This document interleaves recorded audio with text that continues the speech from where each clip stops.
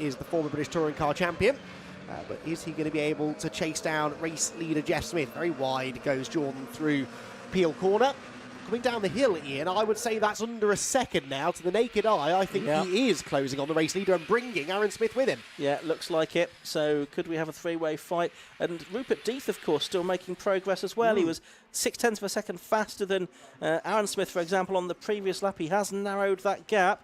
Over the line goes Death now in the background, and that time through, he didn't really take any time out of the cars in front of him, but the gap is about 3.8 seconds from third to fourth, so he might not quite be able to bridge that gap before the end of the race. He's certainly got away from Kane Aston, but it might be too much of a tall order for him to get involved in this podium scrap for the final third of the race, because that's what we're heading towards now.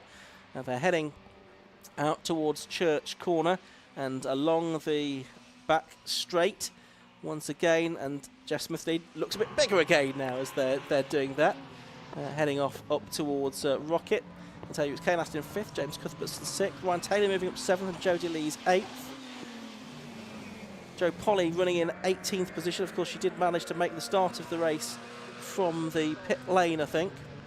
But here are the two leaders, Jordan Smith, in second and third, I should say, behind Jeff Smith. Turning their way through the right-hander now at Peel Corner. I still think this race could go any one of three ways, really, and especially with the unknown of the conditions possibly changing. Although looking at it, I reckon there's a better chance now that it might stay fair, at least for the remaining 6.5 minutes. It is still drizzling, I think, but not heavy rain. No, I agree with that. There is a slightly less wet line starting to develop on the track as well. Andrew Jordan then still only 7/10 behind the race leader. It's amazing the power of the slipstream in these cars. I know that everyone knows that these cars slipstream well, but Andrew Jordan was the best part of a full second back from Jeff Smith going onto the back straight a lap ago and still managed to gain maybe half a second up that back straight. Now he's noticeably closer this time, so how much closer will he be by the time they get to the top of the hill? He takes about the same sort of line through Church Corner as Jeff Smith does. I would say that's maybe about 0.6 of a second or so as they go onto the back straight, but he will close and close and close in that slipstream, heading towards the braking zone at Rocket. He won't be close enough to attack this time, I don't think, Andrew, but we know he's good on the brakes. The gap again shrinks as they head for the apex, and Andrew Jordan now definitely starting to turn the screws and apply a bit more pressure to his good friend Jeff Smith, but out on track they are fierce rivals. They'll both want the race win, and it could be a real showdown this over the last 5 minutes between them. So we've got, as Andy says, 5 minutes or so to go here. The top three separated by just over a second as things stand. Oh, and Josh Evans, the Libra class leader, he's had a moment there, and he's recovering from that. He was 5 seconds in the lead, but has he lost the lead now?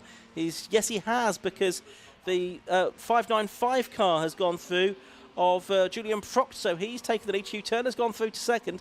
Down to third then has gone Josh Evans with that, I think, little spin that he had at the banking.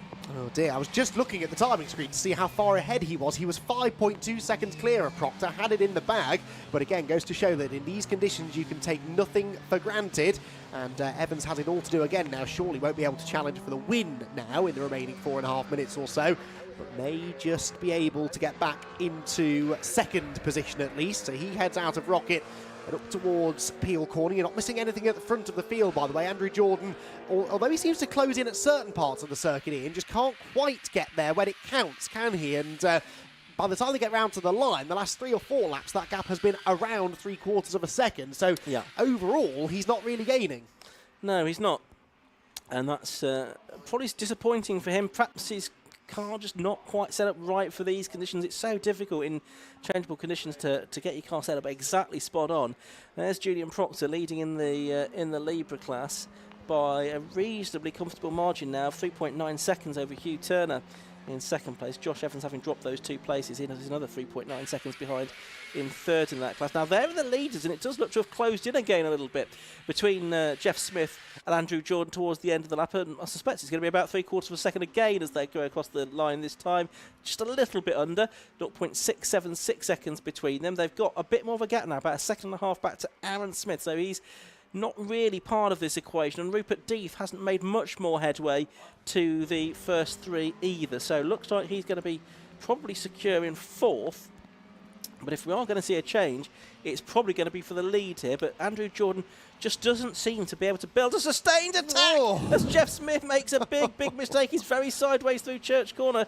It didn't look as if Andrew Jordan was particularly able to capitalise on that, though. They gained a couple of lengths, maybe, which means he's a bit closer in the slipstream than he normally would have been. But yeah, Jeff Smith, again, just stamped on the accelerator, drug the front of the car back around and managed to hang on to that generally, but that shows how hard he's having to push. He's wide again into Rocket Inn, so Andrew Jordan closing back in. The corner that Andrew is struggling at is the banking, isn't it? The last 2 or 3 laps, that's where he's lost time. He's been within 6 or 7 tenths at the line and then dropped back again through that second corner. Was that Peter Hills? They were lapping. wasn't it? Yeah. So